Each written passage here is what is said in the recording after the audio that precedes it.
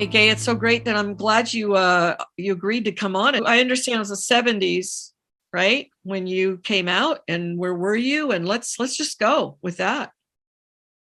Well, I was aware that I was same-sex attracted for a very long time, since I was a teenager or even younger, but I didn't really do much about it for years and years. It was, everyone was homophobic. It was horrible to be a lesbian. It was a dirty word. You just didn't want to be one. What year And is this, Gaye? this would be in the mid to late 60s and early 70s. I Okay. belonged to a church, and everyone at the church taught you that homosexuality was a sin Hmm. and not to be tolerated, and you could probably pray away the gay.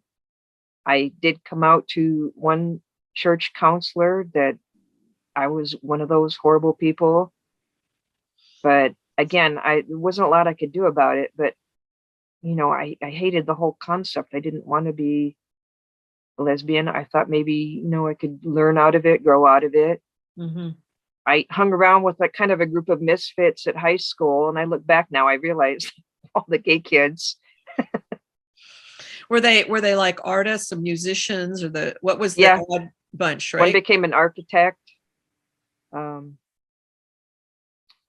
so I went through high school, college, and then I was working in an anthropological library, and two women came with a flyer for a women's dance.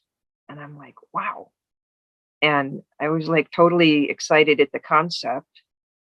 And I dressed up, went to this women's concert and dance, and I never looked back. I found a community, a small piece of women's community, and found a place, found a home, joined a softball team. Sports were really important back then to me. What year is this now? This would be like, see, like 1974, 75, Hmm. 76 in there. Hmm. Um, I got into a union trade. I became a apprentice in the electrical trade, and I did eventually become a journeyman wireman electrician. And that's been my trade for pretty much my whole adult life until I Hmm. became an inspector. Hmm. And in the 80s, I moved to Los Angeles for employment purposes and found that the employment here was a lot better than Tucson, and the opportunities to advance were much, much better here in LA. Hmm. So I worked really hard. I studied at night for a very long time, trying to better myself in the trade, trying to plan for the future because construction's very hard on a woman's body. It's hard on a man's body. So you can imagine it's extra double hard on a woman's body. Hmm. I met my girlfriend, who's now my wife, and we kind of settled in. We didn't really go out a lot. And since then, I've just kind of made my way in LA. Hmm. Did you have like I did? I was in the '80s. There was huge. It was the late '70s, early '80s in California. There was a huge recruitment for women to get into the trades, all aspects of trades: plumbing, electrical, painting, everything, building, construction. And it stopped. There was a certain amount of money that the state put out to try to encourage women. Did you Right. get wrapped up in any of those programs, or were you doing this I completely think it got wrapped independently? up in something. It was in the late 70s. And actually, I think it actually was like a presidential edict or Hmm. something. But Hmm. the union trades started opening up to women and minorities. Hmm. And even in Tucson, they started opening up to people other than people who are related to other people that were already in the trade, like sons and nephews and brothers. Yeah, I want to qualify that too. When we use there's still this idea of quote minorities. People use that, but really what we're talking about women fall into that category also, but it's about anybody that's not white, trying to bring Pretty in much. other people, other ethnicities, races, Right. whatever, anybody that's not white, to be able to get them these jobs, because literally going into the Right. trades, a woman doing that, and especially for lesbians that are more on the, kind of tomboy side, I'll say that. Yeah. It provides you get a lot more money than just working a retail job or doing other stuff. And if secretarial work isn't something that you want to do, I know I've talked in another video about this.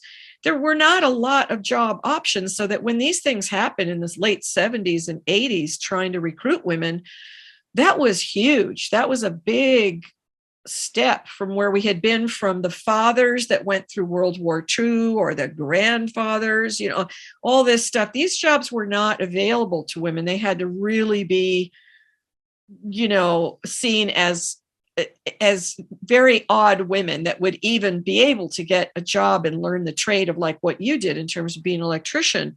And the electricians that I knew two women, both of them were straight, that were electricians, had gone through the whole thing. They both quit within 3 years of being electricians. Both women were very well endowed in the chest. I will say that. They probably found someone to marry. No, actually. Or they couldn't take the harassment. The harassment was unreal for them. Oh, yeah. And it was constant, and their lives were threatened, and they just had to get out, because the men, a lot that they worked with, and this was around the so-called liberal Bay Area. One of them moved to Sacramento, and she experienced the same thing. And I know I had kept up with them, and they got out. But these are large-chested women, clearly women who also were heterosexual, and the men knew it, and they harassed them. And then they would call them if they didn't go out on a date with the coworkers. They'd say, I knew you were a dyke. I knew you were a dyke all the time. And they weren't. But that's the kind of stuff, the harassment. And the thing is, now there's no recruitment. There hasn't been recruitment of women to go into the trades for 30 years. I mean, it's crazy. There hasn't been anything. All those programs went underground, they just got eliminated. And so we don't see hardly anything except what you just described: the sons, the nephews, the brothers of other fathers that have been in the trade, or uncles, and they hire their sons and stuff. Very few women are doing any of this stuff anymore.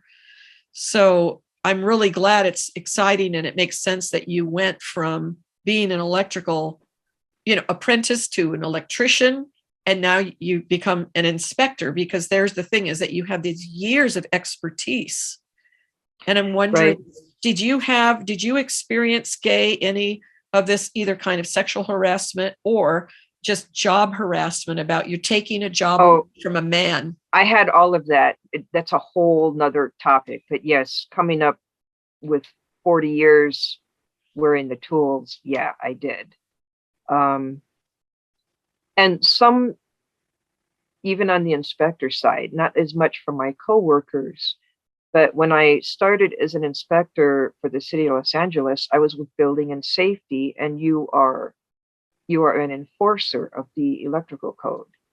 And there are many, many men that do not want to be told to correct their work by a woman. And,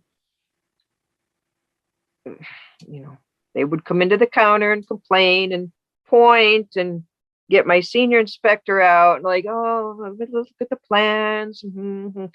Oh, yeah. Okay, kind of up here to the counter. Yeah, well, I said, oh, yeah, you have to do that. Oh, okay, I'll do it. But they had to be told by a man. The same as it ever was. Same. So you moved from the Southwest, you come to California, you're doing your life. I'm imagining you're one of those first women, are you not, that jumped on the let's get married thing when all that was going on in California? Yeah, I was with my girlfriend. We actually had a domestic partnership here in California so that I could get benefits as a domestic partner. So we did, not right that very minute, but we did within a few months tie the knot and make it official. So we have both a marriage certificate and a domestic partnership. How did that? See, I was somebody who was on the opposite side of that. I thought it was not going to be my issue. And I knew there were a lot of us, and I thought there's other issues to fight here about women. And so I was on that end, but somebody was going to do it. Okay. Did it make you feel different? How did it affect you, since you obviously did want to, it sounds like for reasonable survival issues? You said, this was like domestic partnership. Once you get that, then your partner can literally gain some of the benefits, just like straight married couples got. I'm all about that. That's cool. How did you feel in any of those stages when you were not in a domestic partnership legally, and then when you got the marriage certificate? Walk me through that, because I was never married, like I said, in that way. Well, in terms of our personal relationship, I don't think it made a lot of difference, but it made a huge difference in inheritance law, for benefits. But the marriage certificate, it sealed the deal, is that I have what any other married couple can have. And I don't care if people go, your marriage isn't the same as my marriage, because it is in the eyes of the law. And that's all that counts to me. And the issues you brought up were inheritance. What other kinds of things do you feel that when health you insurance, girlfriends, that you didn't have, and now you have? I went through a lot of girlfriends. The one that you're married to, and you've been married to for a while. It's all good. It doesn't really, I don't think it affects our relationship, other than that we have the status in society that other couples can have. I'm still a single parent, by the way. She is not on the adoption papers. I'm an adoptive parent. I adopted my niece. And it was by mutual agreement that if something happens to me, my niece will go back to one of my sisters. So the woman that you're married to, I mean, you said officially you're married, and before this you did some sort of a civil ceremony. Is that what you did? The domestic partnership was just a matter of sending in paperwork. To the state of California. Right. But did you take the time to do, like, with friends, family, or anything like a ceremony at all? Or it was just the paperwork? No, I knew we were together. So our domestic partnership was paperwork. And when we got married, it was a civil marriage. It was just two of us. Our families are not, for the most part, aren't here in LA. And I think they looked at us as a couple for a long time. So, I mean, we didn't really see the point of having a big ceremony, but lots of couples do that. Yeah, it's a witnessing of a thing, isn't it? That most straight couples, I mean, that's the whole thing, is the modeling after what heterosexuals, it's that model. That's all that it is. And it sounds like it wasn't as important for you to have this big bunch of witnesses around, just like some straight people might decide to do that. You don't need to have a ton of witnesses. But the status was really nice to have, to say, yes, I'm married. This is my wife. I didn't say my wife for like a long time. And then I said, why, she's not just your partner. You can say wife now. And how does that feel? Or how did it feel? It feels solid. It feels like, yes, this is our status. This is ours. This is something that someone else can't take away from me. We have legitimacy in the eyes of the law and in the eyes of society. And I like it. The domestic partnership was, I think, 2006. And our marriage was in, I believe, 2015. It was the same year that marriage equality came in, and it was 2015. But later in the year, not right in June. Well, it's got to give a sense of peace when you're in a settled couple like that. One of the things that I think that heterosexuals don't, here's the difference. And we're going to get into talking about like being a lesbian. We're not gay men, but I mean, there are a lot of things that translate also for gay men in terms of legal things. But the idea of if your partner had to go into the hospital and was in the emergency thing and all that, before you would have gotten married, in most places, there's no way they would let you see her or you could even do anything or say anything. This goes back for years is to the oppression that gay people have gone through. When I came out, I was the youngster. I was the kid on the block. So I knew women that then were our age and even older. And the homophobia was rife, and it was legally protected homophobia. Mm-hmm. If someone died, a family could come in and clean out their partner's belongings, including pictures. You could be denied visitation rights in a hospital. It was very difficult to do things that married couples do sometimes. Just booking things together is like, oh, 2 women alone. What's that all about? Mm-hmm. Even when I came into LA, just I could not get my partner's name on a mortgage. It's like, well, what kind of partner? Inheritance, all those kinds of things that were shut off to gay people. Mm-hmm.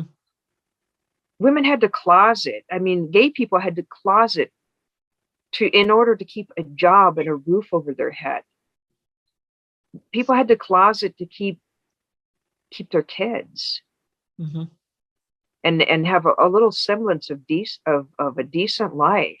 And one little slip up, you could lose your employment. And we have come a long way. Some things are pretty damn bad, but some things have really gotten better for gay men and lesbians. And then how did, I know I'm going to zip a little bit to way ahead for you. I know that I was joking with you because we've known each other for a bit. And I was joking you about where were you in 2007 when I was protesting, Frameline Film Festival for censoring a woman's 15-minute little film, with the gendercator, and Catherine Crouch was getting banned all over the world in these gay and lesbian film festivals simply for making a film that brought up this issue about how many young women, young lesbians that I know. I'm up in the Bay Area. You're in the Los Angeles area. For anybody in the world, that's a 7-8 hour drive in a car. It's an hour and a half, flying. And yet out of the area that you come from, and I was born in the Los Angeles area as well, I know very well the Hollywood machinery and how it spits out culture and how it influences between New York and LA. I always say that it's like we're trapped on both coasts. We're producing content that gets exported throughout the whole world, fads and everything. And so in 2007, when I had organized a boycott against Frameline for censoring this film, it sounds like in 2007, you were just living your life and, right? Am I correct at that time? Like a lot of lesbians my age, we settled into our careers and relationships and really didn't go out much, weren't in community much. And I didn't realize that our bars and coffee shops, our events were disappearing. I honestly, I realized some bars had closed, but it didn't really hit my radar screen until the 20-teens, how big of a deal this gender identity stuff was. Well, talk me through how you became aware of it and how did it affect you personally? And then obviously where you are now, and of course it's going to be in the description, you literally own a lesbian magazine. I think the only one, I think AfterEllen, am I wrong? I think that's it. I mean, we've got online publications. AfterEllen, I used to buy physically, the paper form of that. And that's what's given you a big cachet online. We're going to talk about your Twitter and all that later, but how did this affect you? When did you realize what's going on? And then what kind of, I'm assuming you went down a rabbit hole and what that was, like most of us do, but please tell me about that process. Well, the big catalyst was in 2016 and early 2017 when Trump got elected. I saw that like people were the resistance was joining on Twitter. So I'm like, well, I'm going to get in this resistance.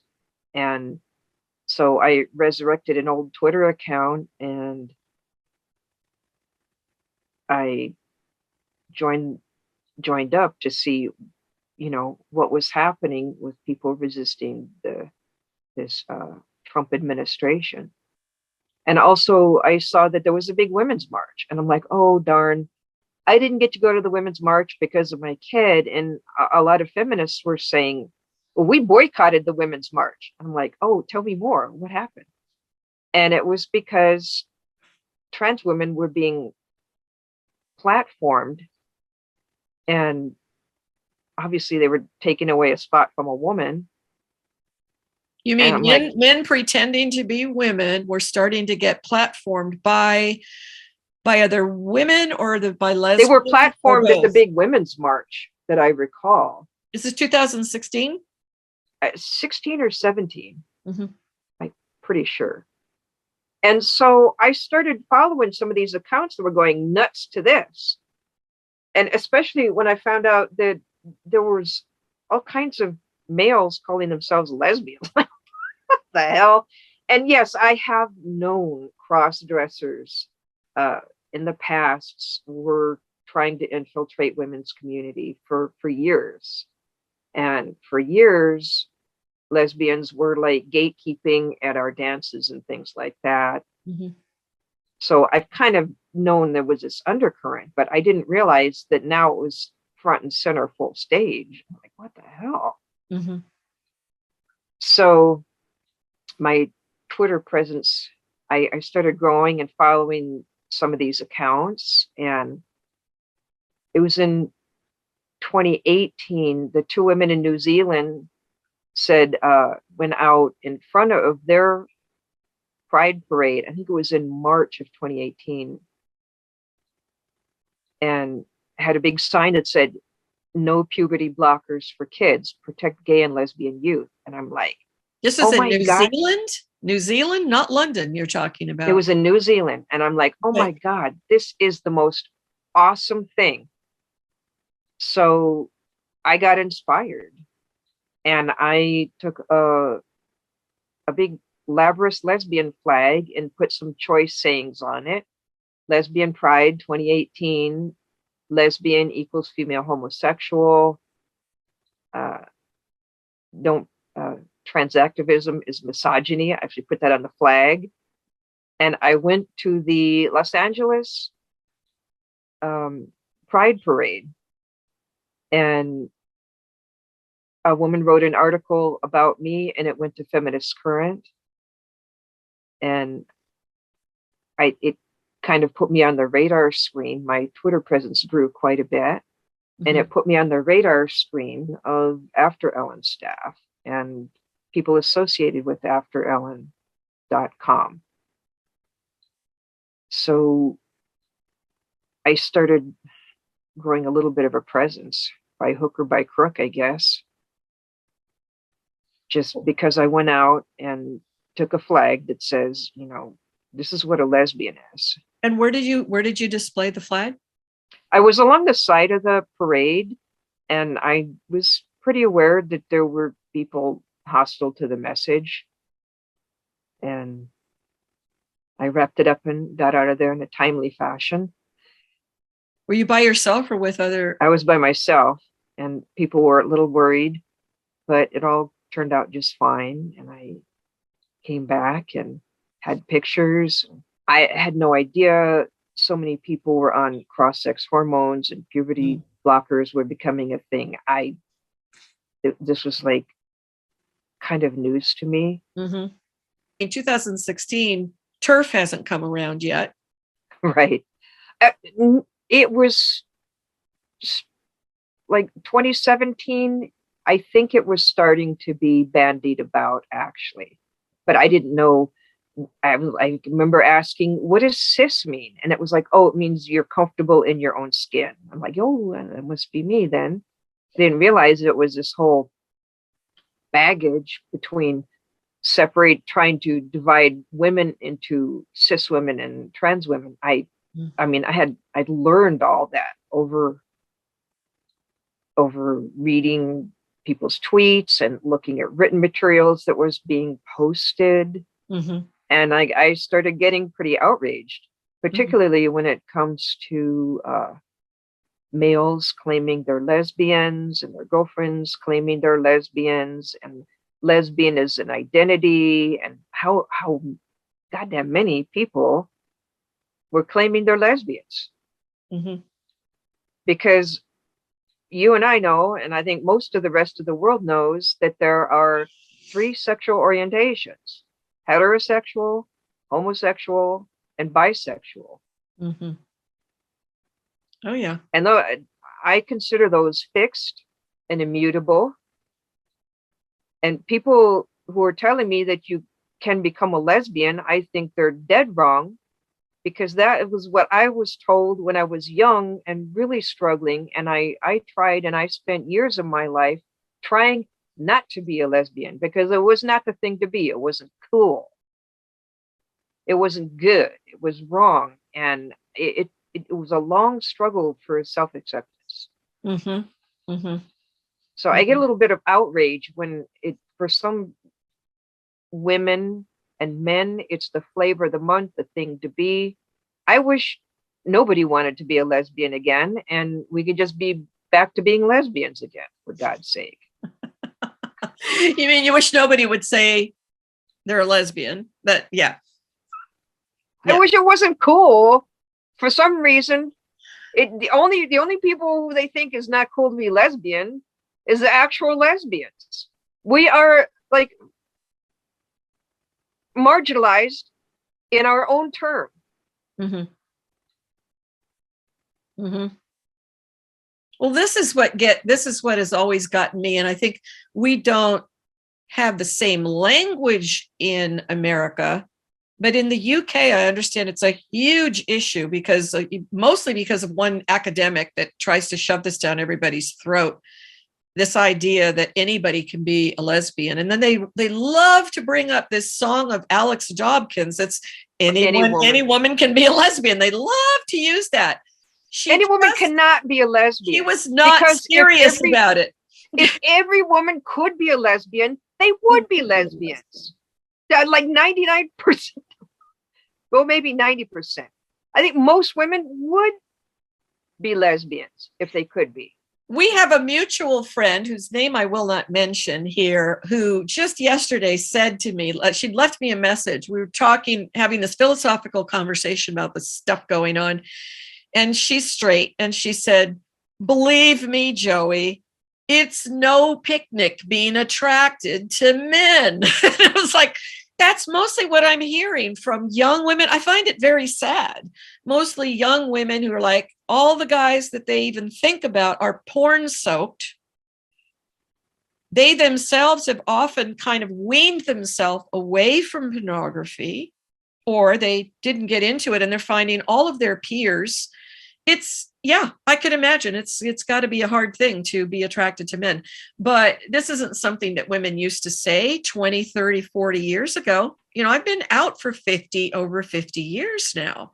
And this idea of anybody trying to, again, in the UK, they're calling it when it's convenient. And there are lesbians that actually push this. And I don't even know if they're really lesbians, but saying, just call yourself a political lesbian. And I see this being pushed around, like with the WDI, that used to be the WHRC, the stuff out of Feminist Question Time, and women having fights about stuff. And And I see certain American women, I can't believe it, that are bisexual. Just say you're bisexual. Don't try to co-op. Yeah, don't try to co-op. Women who are bisexual Yeah. and who are choosing to be female exclusive. I respect that. They're going to be, you know, talking somewhere or being platformed, and then they come up with these new words or whatever. And it's like, no, I agree. Gay, listen, heterosexual, homosexual, bisexual, those three things are being they're like categories are being broken down and new words and all this crap. No, kids are already confused enough because they're being told on the internet. I mean, they're not even supposed to use the word lesbian or gay. If any kid even describes a same-sex attraction, right? Well, you must be trans, or now you're non-binary. I think it's a very rough road now for young women who are exclusively same-sex attracted, which means they're young lesbians. I think it's a very tough road for them right now, in a way that you and I could never have foreseen back in the 60s and 70s and 80s. We never could see that it would be so hard for a young lesbian to be exclusive to women. And yet here, I find it so offensive that other people are claiming to be lesbians, whether they're men or women, I don't care. It's offensive. It's appropriating from something that you don't have the experience of finding yourself as a homosexual person in a primarily heterosexual world. And yes, there is a huge range of bisexuality, especially in women. And I don't deny it. I welcome it. And I'm not one to say that doesn't exist. And I also know that I have known personally women who have come out later in life. And I respect them too, because it's hard to come out. Well, heterosexuality it's a compelled thing that is for some reason, some women don't come out till later in life as lesbians, but yet when you come out, you are acknowledging that you realize you can't fight it anymore. That you are exclusive to women.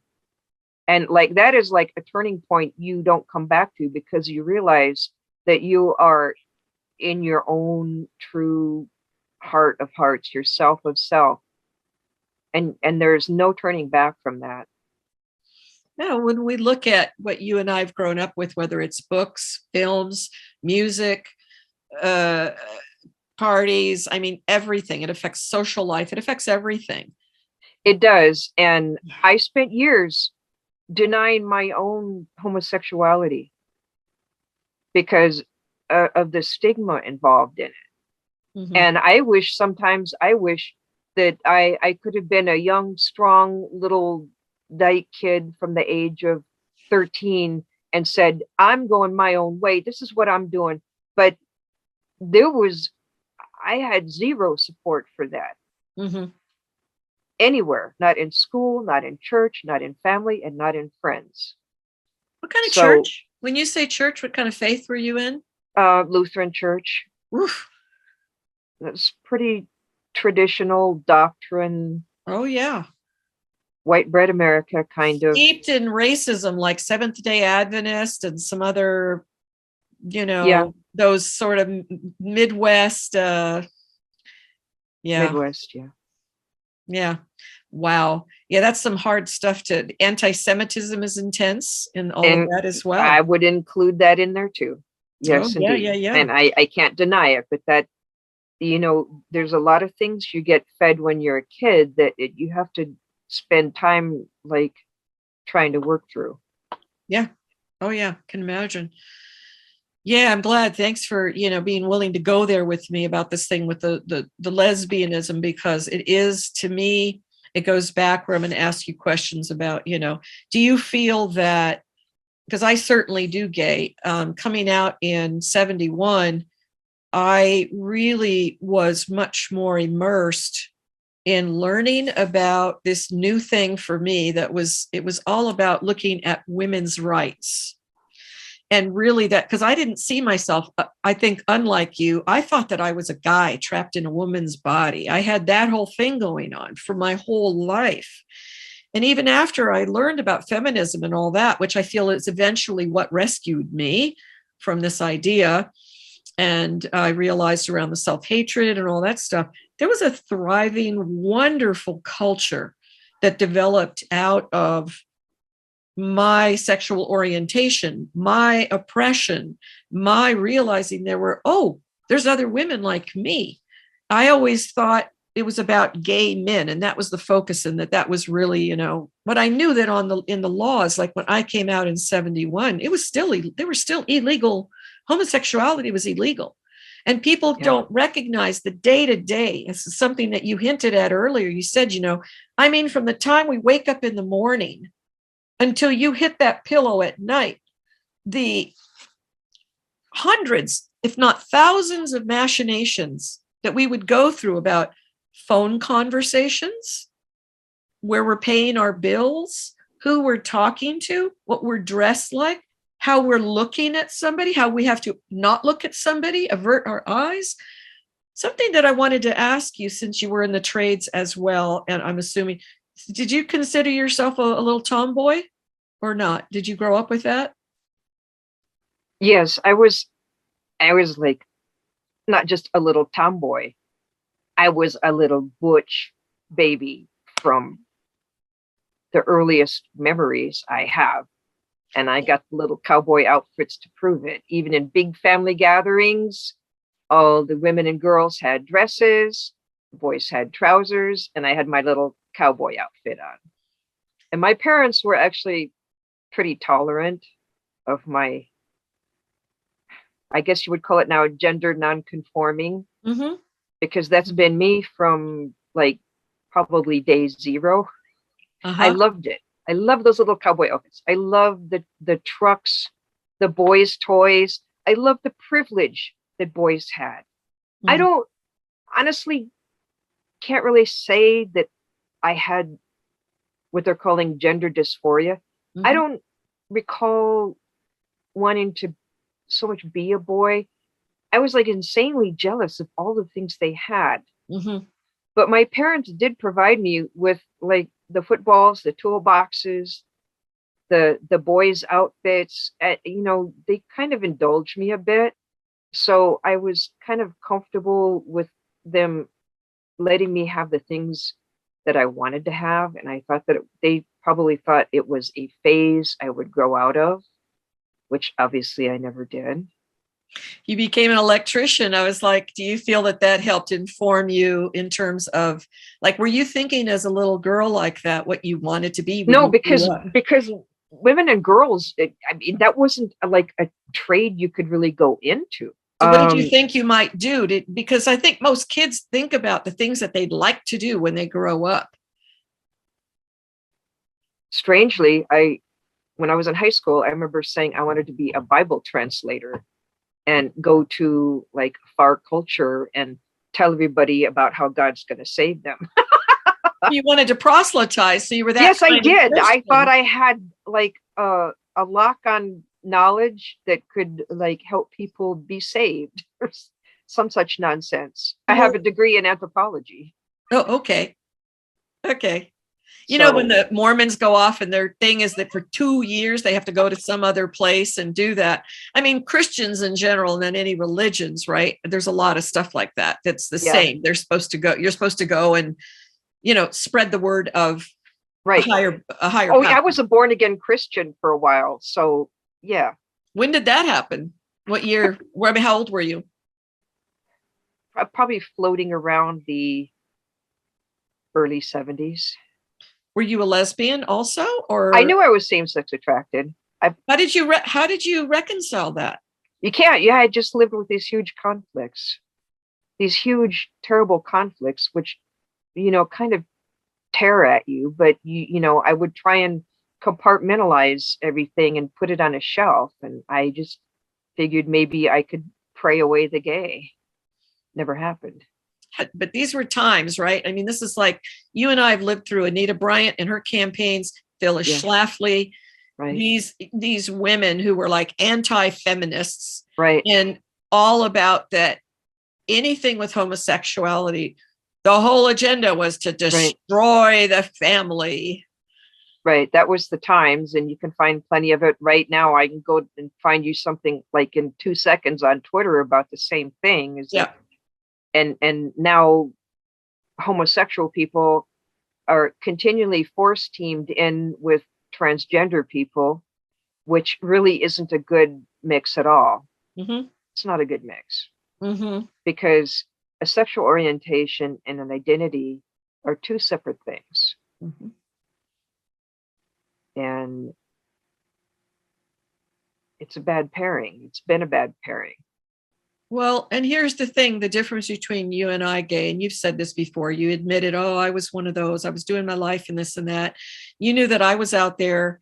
We didn't know each other. And I'm up in the Bay Area with literally like 5 of us that are constantly, we're the outliers and constantly like showing up and trying to tell the gay men, you can't let NAMBLA be part of the gay and lesbian pride parade. And the gay I know lesbians no kept the pedos out. I know lesbians. Lesbians worked at keeping pedos out of the gay liberation movement. I mean, a lot of people don't know this. Yeah. But I've always known, somehow I've known that it was lesbians that worked at keeping the pedos out. Isn't it incredibly painful and ironic that now I'm not one of those lesbians, but when I say, isn't it ironic that it's mainly lesbians that wanted to keep the pedos out, but they didn't mind when straight men who put on a dress and a wig and said that they were lesbians and they wanted to be accepted as women. They wanted to be seen as women and lesbians protected, corralled around, defended, platformed, and it's been going on and on and on. It's just gotten worse now. Don't you find that incredibly ironic that a lot of these same women became handmaidens for what we're dealing with now? And they are letting children who they were the gatekeepers for around NAMBLA and all that and the pedos, but they're literally become the grandmothers of their daughters and sons who became inclusive, their form of what they saw as being supportive of women's rights and feminism was to be inclusive of everybody. And oh yeah, all of a sudden it's like they have a brain fart. They've bought hook, line, and sinker that there's such a thing as a child being born in the wrong body. Which is insane. But they're not gatekeeping that. They don't want to gatekeep that. They've become an enemy to you and me who show up at these, clinics saying it's not lost on me that a lot of the really strong voices in this are not young women. Mm-hmm. Because this inclusivity has been taught. Mm-hmm. It's been taught for a lot of years. It's been going on in the schools, which I wasn't even aware of, this bullshit that's going on in the schools. And it's been taught. Now, some of these young men and women are teachers. And they're teaching it to our kids and our grandkids. Mm-hmm. And yeah, it's a stunning. Somebody who's been spit at on the sidewalk in Berkeley and yelled at as a transphobe. This happened in early 2019 for me, by 2 lesbians who I was never friends with, but it's kind of it's still being a small community. You kind of get to know each other. You might see each other at concerts and things like that, which don't exist anymore. Women's concerts. You brought up stuff about that was a cultural thing that got you, and fed you and made you feel welcome. And you went, oh my God, there are other women. Did you go through, I'm going to go back again to that. Did you go through the whole bar scene where a lot of women actually became alcoholics? Also, this is pre, the the AA, the Alcoholics Anonymous movement that Right. helped I think rescue. alcoholism has been like one of the worst things to hit the lesbian community, because I knew so many older lesbians that just struggled in life and would go to the bars and live their lives through alcohol and cigarettes. I know many women that died from breast cancer. I'm sure you have too. Lots. But yes, alcoholism in the women's community is really a big issue. We don't talk about it, do we? Not enough. Honestly, not enough. So back in the days of, I can go back to this, you'll remember, because I'm sure that you were doing some stuff in the bars, I'm thinking, unless you really stayed away from it. But you remember the whole disco phase happening, Michael Jackson, Janet Jackson, all this Prince, all this music coming out that was playing in the bars at the time. And all of a sudden, AA meetings became the thing. And I thought that was, for me, not being a heavy drinker and not being an alcoholic and not being a heavy drinker, but most of my friends they were affected by that somehow. And when the AA movement, it really became kind of like a fad in a way, there were a lot of women that realized it had become a serious problem.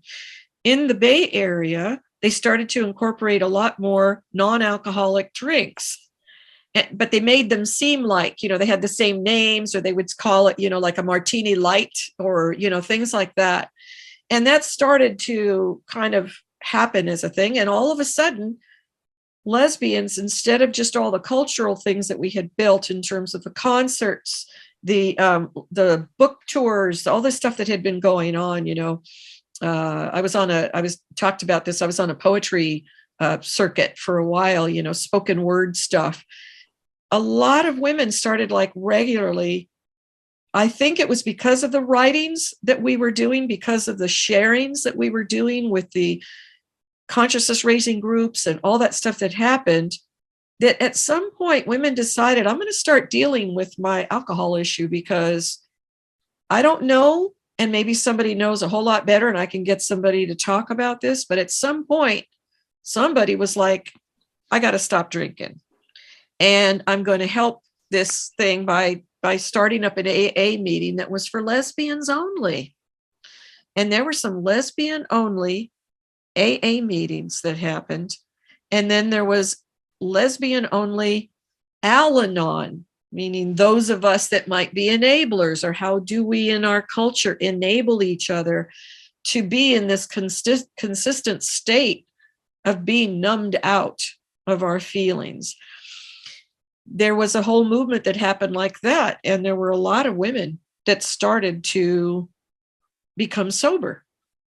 And it was wonderful. And all of a sudden, also, the poetry, the writings, the concerts, the comedy, right? Comedy was a big part of all this stuff. It started getting talked about more through all these different art forms that we were experiencing. Gay and lesbian plays that were being written. There were gay men that started to also.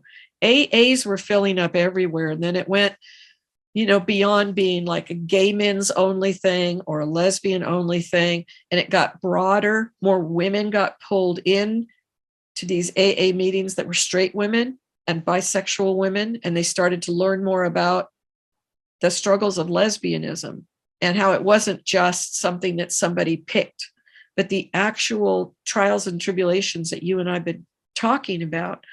And that makes it different. The getting up in the morning, the going to bed at night, all of the ways that we would act and perform to have survival just through the act of a day, just through getting through a day. And waking up, whether or not you had a partner, that was a big deal. I remember that being a huge deal. A lot of us played around. I was one of those players a bit, but I went into this from serial monogamy to serial monogamy mostly. Is that what you experienced as well? And what was your like past like in this up until you got married? I would say serial monogamy, a certain amount of U-hauling, throwing U-hauling. in. There's the joke. What do you think about the born not worn concept for the idea of lesbianism? Well, I can't say whether it's genetic or innate, but it's certainly not anything you can do anything about. I don't think you can change your sexual orientation. I mean, and yet you said there's some women that come out when they're older. Don't we see that after they've had families a lot? They've gone through marriage and all this, and some women, they get sick of men. I call those accidental lesbians. I have my own thing about in a certain extent, that almost could have been me, because I was wallowing around in Arizona and between big towns, small towns, and trying to figure out really my life. And I honestly could have envisioned myself, I don't know how, but hitching up with a man, because I had such internalized homophobia. And it was until I met women who were lesbians, who were comfortable with themselves and who obviously spotted me and gave me a flyer to that dance. Where were you when you got this flyer to the dance? What were you doing? I was working in an anthropological library. Oh, that's it. Okay. Right.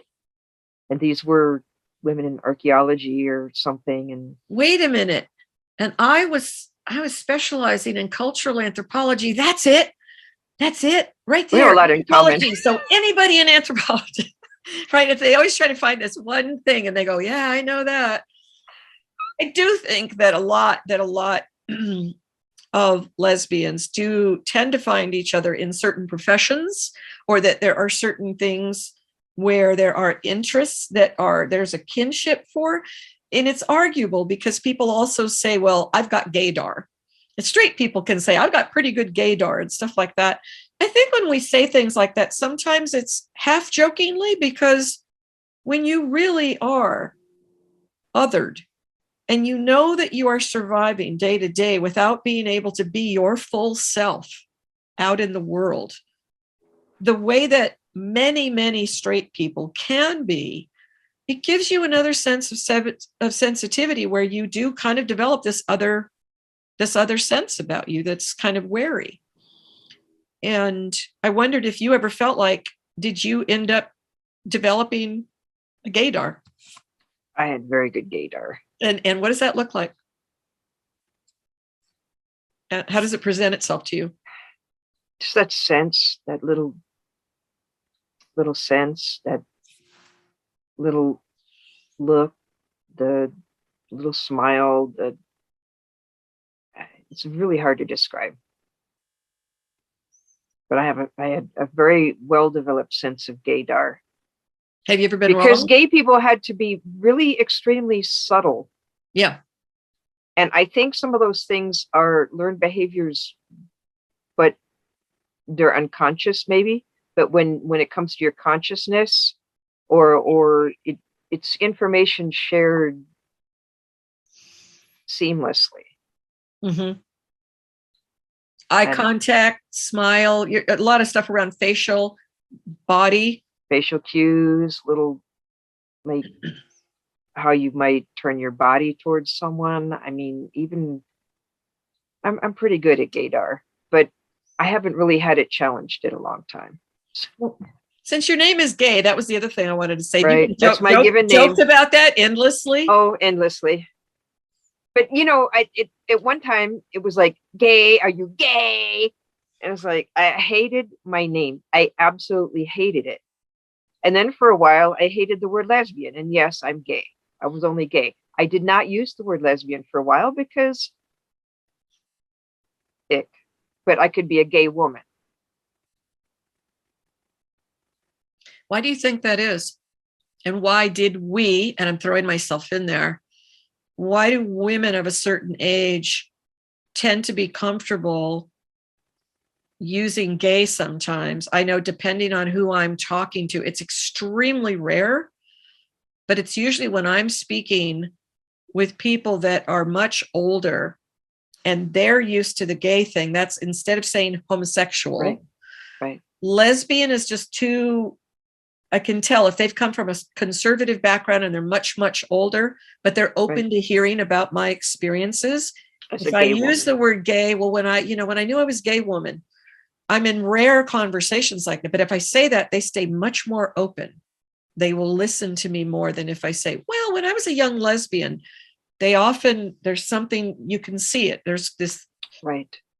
I think it's about sexuality that they just kind of, whereas they I take think so. gay now, it's sort of like, oh, that's a political thing that I've learned to accept. It's about, Gay can mean like almost anything, like yeah, queer, which I find semi-offensive these days. yeah, yeah, It can mean anything. So it's like, oh, gay. Yeah, okay, gay. But lesbian means that you're female, homosexual, exclusive to males. And for some people, that is still difficult yeah. because we are such a male-oriented world. I don't care how anybody slices it. We are still in such a male-oriented world. When you said, Gay, that you saw those women in New Zealand and they had a no puberty blockers sign in 2018, did you also see the Get the L Out, lay their bodies down in London in front of I that did. gay and lesbian? So did those things come like at this around the same time? I think the Get the L Out was later on. It was in And June of 2018, I think. oh, okay, that was like right the same time I was appearing at the Los Angeles Gay Pride Parade with my little tiny one woman statement. So you must have already seen the New Zealand women. I got to find Yeah, I that. did. They inspired me. That's when I bought a flag and started putting sayings on it. Yeah. I was like, you know what? There are women speaking out for gay youth, for lesbians. Is like, I'm out. I don't have a problem saying that, here's lesbian pride. And the 2018 again, and that's when in late June for us in the Bay Area, that's when a couple of women got knocked down and attacked at the Dyke A lot Park. was happening in 2018, 2018 around yep. prides. Mm-hmm. I'm inclusive as you can get, mm-hmm. because as long as I would like to see them more family friendly. The 2018, I would have been ashamed to take my daughter to, honestly, from the things that I saw, the behavior of people. I'm like, what does this have to do with being proud about being a homosexual person, Mm-hmm. or putting your pride out there and saying, we're here, mm-hmm. and we're having a day for ourselves. Mm-hmm. Lesbians who don't agree with me and don't think the same way as me, and I get it. Mm-hmm. And AfterEllen is a really big, huge tent for people to come, and we do consider guest submissions if women want to write for us. That's open to them. We're open to all kinds of viewpoints. Mm. So in early 2019, I formed a LLC partnership and made an offer to Evolve Media to purchase AfterEllen.com, and that came about in March 1st of 2019. Mm. This last year, I have been the sole owner of AfterEllen. My business partner and I parted amicably, and she moved on to other things. And it's been a couple of kind of rough years, but I'm starting to get more comfortable, get the ship righted. A lot of good things are going to happen this year with AfterEllen. What are the kinds of things that you saw? Like, why did you want to buy it? And what did you hope to accomplish with your influence at all? I don't even know, what kind of influence you have. Well, that I know of, AfterEllen is the only mainstream media publication that's got news and entertainment and lifestyle for lesbians and bi women. Mm-hmm. And knowing that it was for sale and that it would go into lesbian hands for the first time in a very long time was just an opportunity that I wanted to take, and I did. Mm-hmm. Mm-hmm. Again, then what difference, or what do you feel that you could bring to this that wasn't happening or hadn't been happening? Well, for one thing, not so much on the political side, but it's kind of a gathering place, if you will. I mean, a lot of our bars are gone now. I'd like to see us as more of a clearinghouse for news, information, entertainment. Hopefully some products you'd be interested in. We have a podcast. We're historically, AfterEllen has been there for years. AfterEllen did actually venture into what I would call queer territory after going through some of their, like the older articles and things. And I'm glad that it came back into lesbian hands. And it's going to stay there from here going forward. So you're talking about the content. You wanted to come in and help make sure or ensure that it was really a lesbian and bi Absolutely. and open Absolutely. to bi women kind of publication. Right. And it had started to sink down, you said, like into queer theory, that kind of stuff, that it started getting a little tainted in there. Yeah, that's Right. what I saw as an observer as well. And I'm happy that it's still around. And do you have any plans for more advertising or anything that you can talk about that? I will be working on the advertising. We're working on a couple of kind of big projects right now. We should have some news soon about them. I'm really energized, and I'm hoping we can make some big announcements soon. Mm-hmm. We're always looking for interested writers. So, Gaye, knowing that we talked about the language and stuff, and even you and I from our generation, that sometimes being able to use the word gay as a way to get people to open their ears on something was a huge piece that you and I got to experience with second wave feminism, with the bookstores, the concerts, all the stuff, the rapping, the everything, comedy scene, all this stuff that was gay, lesbian, and gay and lesbian. We got to even pick whether we wanted to mix with men or not and have these things. And the words, the labels, the identification for us, for most of us, that was born, not worn, I would say, dare to say, that was okay. And that through now the advent of the internet, which is just pushed for money, I would say, to dehumanize all of us, to separate us out as much as possible, literally down to body parts, and deny that biological sex even exists, to the point where we have a woman literally going for the Supreme Court for whatever argument people can have. Well, that wasn't the right time, somebody said. She's, biding her time. Oh, she certainly knew what women was later on when they talked about other issues about women. How do we get to the message? And what role do you see the possibility of a platform like AfterEllen? What ways do you think we can make women who are same-sex attracted, younger and older, say, I'm a lesbian, and I'm going to use that word, and I'm going to say it proudly, like we did when we fought for that, all those years, and we got to have that culture. There's still women that want to say, I was at an Oscar party last weekend, and 2 women there that said they were queer. And when I questioned that at all about why not lesbian, they said, I'm an American. This was, to me, completely defensive. And they really came at me because we didn't even get to talk about my politics around gender ideology and fighting it. I'm an American. I can say I'm queer. It's my choice. And one of them did this. And I was like, wow.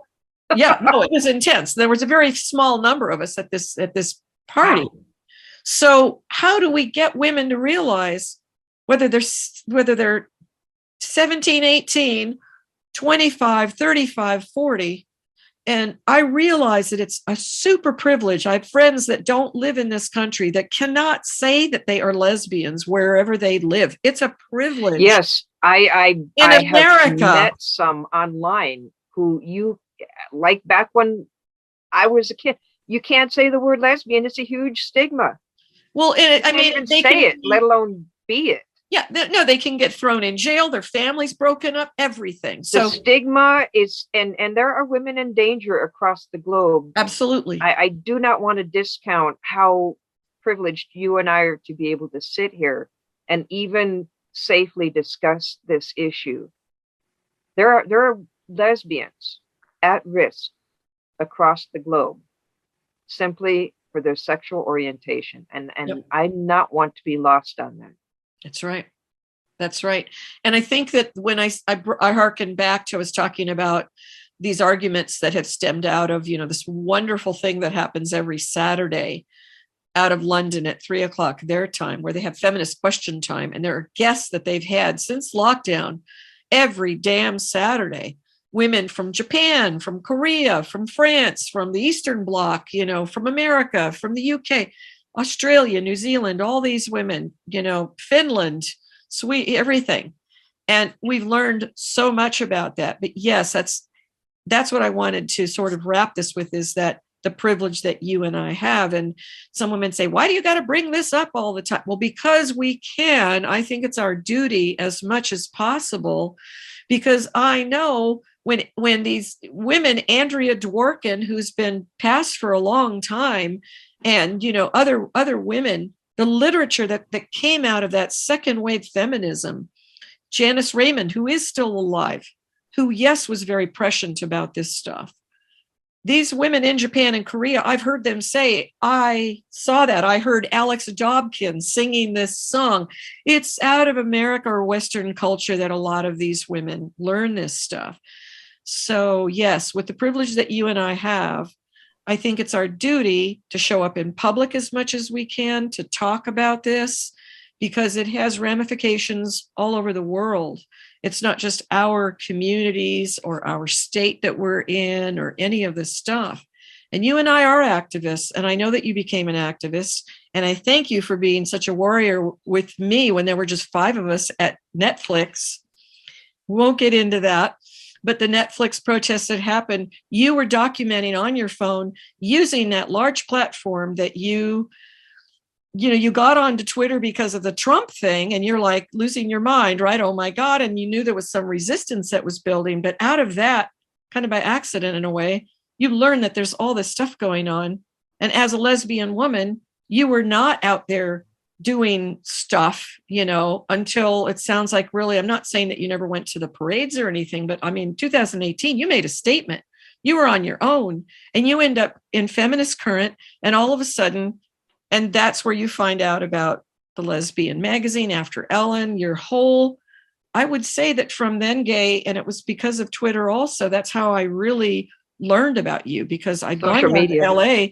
I'd heard your name, and I think it was from that Feminist Current, but I didn't really connect that.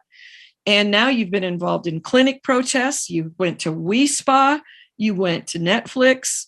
WeSpa wasn't a protest. I actually went there to meet some women, one of whom was Amy Ichikawa, and the crowd came to us. We were not there. Didn't you think there was going to be a protest? Because I thought that's what drew you there. Was that I wasn't really sure. I just thought, there was some of us that lived in the area and wanted to go. Let's check it out and meet up and see what's going on.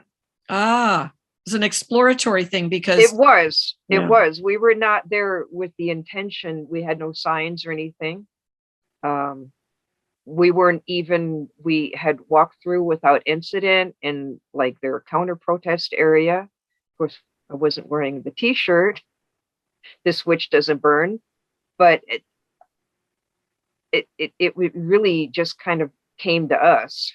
And I don't know, it's weird to get that kind of recognition from just being swamped. But like, I was at least able to help document some of what the harassment and abusive behavior that was going on. Yeah, absolutely. And I think because of that experience you had, which happened in the summer in July of 2021, that by the time I got to finally meet you and we were in October in Hollywood at the Netflix place, your following had grown even more after We Spa, right? I mean, you could say people were getting to know you and everything. So you've got this platform and you literally are, part and parcel of this magazine, this online publication. How do you see AfterEllen being able to help other women who feel same-sex attracted? Well, first, I try and keep my personal politics removed from the pages of AfterEllen, because I'm perfectly confident in our editor, Jocelyn McDonald, making the right choices for the right articles. I want to somewhat shield the writers who may not agree with me on certain aspects of my own personal politics. But one thing that I'm sure we can speak of as a group, between myself as owner, Jocelyn as our editor, and the writers, is that we want to provide a positive place where we can show that it's okay to be a lesbian. It's perfectly okay to be what you would call gender non-conforming, that you might dress some differently, feel differently, or act differently, and you don't need to change your body according to someone else's dictates. You are a woman, you might be a lesbian, and give it a little bit of time. I gave myself a bunch of years I would like, if I could do it over again, I would. But that's the story of me, and we can't look back in time. But I'm hoping that I can help influence some of the young lesbians out there to learn to be comfortable in your skin. And it's hard because maybe a lot of people are telling you that you shouldn't be comfortable in your skin, that you should change yourself. But our message is, love yourself the way you are. We love you just the way you are. Including young women that have said, and even older women that have taken testosterone, they maybe had a double mastectomy, they're still women, and welcome them back into. We still love you the way you are. And AfterEllen has published articles in support of detransitioned women and being a good ally for detransitioned women. And I would like to do more. If anybody wants, any detransition people would like to write for AfterEllen, have something to say, we're open to guest posts. It's just, and we're open to different opinions. That's great. We had one article that came out in favor of the Florida law, the so-called Don't Say Gay bill, which nowhere in it does it say don't say gay. Right. And some people dragged us for that. But what they obviously don't read AfterEllen, because they would have known a couple weeks before we published an article that was anti that law. So we are a big tent of women, and we are a big tent of ideas. And I just want to make sure that we can stay somewhat of an anchor for our community. It's been a couple of rough years financially, so any voluntary subscriptions would be really appreciated. Visit our store. Okay. Well, I'm going to put the info and stuff in the description. I'm working on the ads. The ads don't produce much income from what I've seen, so I need to amp it up a little bit on the business side. But now things are starting to come together for us. Okay. And I'm pretty thrilled. Well, Gaye, thank you so much for your time. I know that you're super busy, and we're all doing what we're doing, and I look forward to connecting up with you in June, when there's going to be some interesting things going on, that we just aren't going to be talking about, but I'll look forward to doing some work with you. I'm super excited about that. Absolutely. Thank you so much for sharing about your life too. And we'll revisit this again sometime. Yes, I hope so soon. Thank you. Okay. Thanks, Gaye.